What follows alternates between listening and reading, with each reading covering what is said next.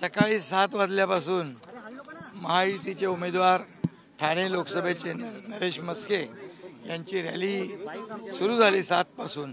आता 3 वाजून गेले आणि आतापर्यंत ही रॅली भर उन्हामध्ये आज महायुतीचे सर्व पदाधिकारी, महायुतीचे सर्व कार्यकर्ते, या नव्या मुंबई बेलापूरमधले सर्व नागरिक यांनी ठिकठिकाणी उत्स्फूर्तपणे त्यांना स्वागत केलं नरेश म्हस्के यांचं.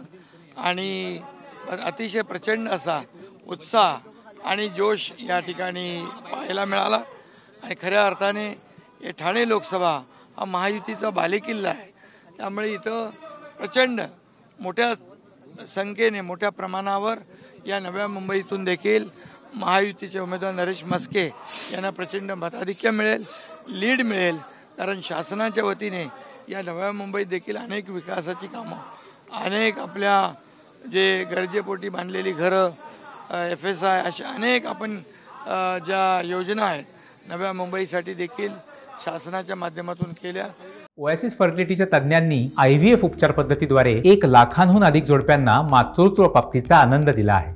मोफत अपॉइंटमेंट बुक करण्यासाठी आजच संपर्क साधा. आणि एकंदरीत ठाणे लोकसभा हा महायुतीचा बालेकिल्ला आहे.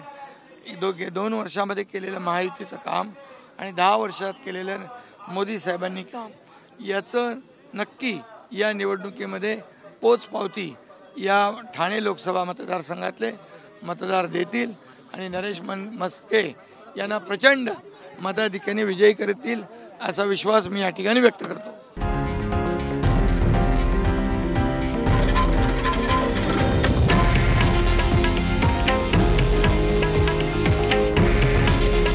हे आहे देशातील नंबर 1 न्यूज नेटवर्क आणि आपण पाहत आहात TV9 मराठी.